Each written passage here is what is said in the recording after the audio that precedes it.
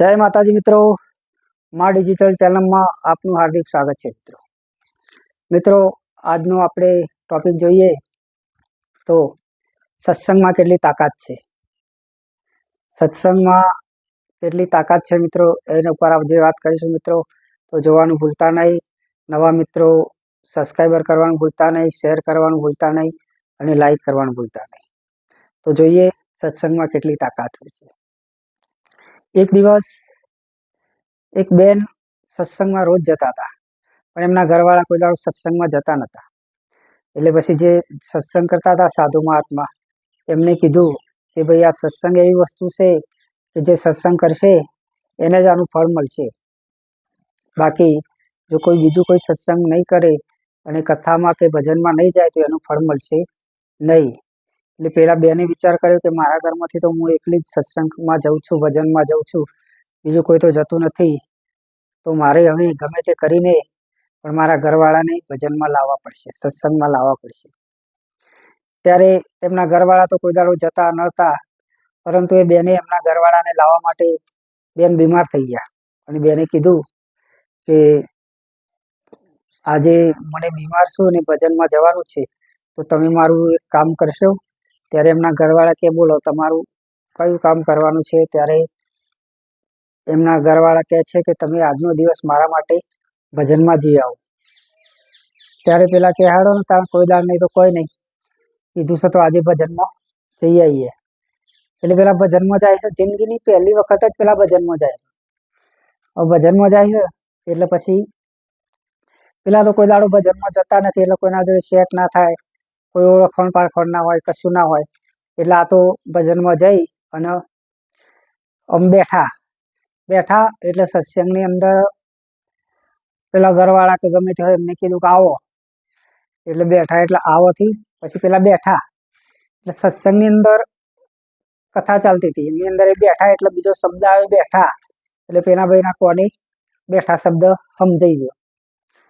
પછી આ ભાઈને કંટાળો આવ્યો, કારણ કે પહેલી વખત સત્સંગમાં જાય એટલે કંટાળો આવે, ભજનની અંદર પણ પહેલી વખત જાય કોઈ ઓળખતું પાળખતું ના હોય એટલે થોડી વાર બે એટલે કંટાળો આવે, એટલે આ ભાઈને કંટાળો આવ્યો એટલે ઊભા થયા।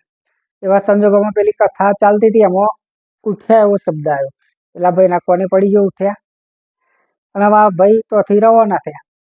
એટલે રવાના થતા થતા શબ્દ આવ્યો નાઠ્યા, એટલે આ ભાઈને 3 શબ્દ યાદ રહી ગયા, આયા, બેઠ્યા, उठ्या ने नाठ्या।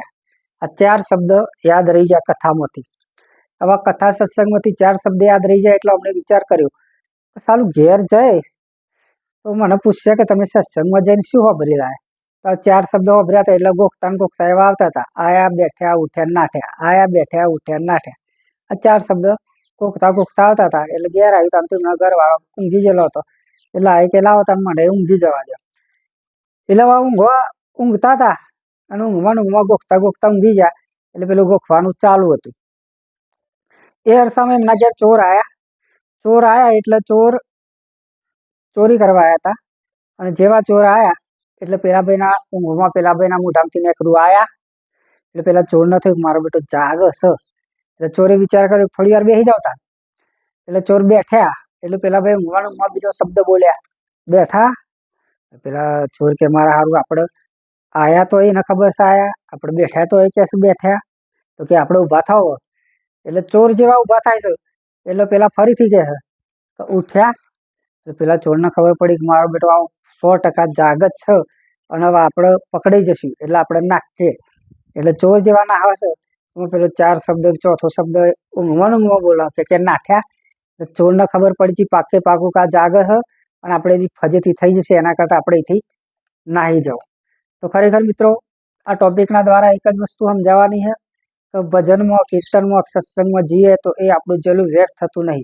आ भाई जिंदगी अंदर पहली वखत एमनो घरवाळो बीमार हतो ने ज्या तो ए भजन में 4 शब्द होभरी लाया, आया, बैठ्या, उठ्या ने नाठ्या।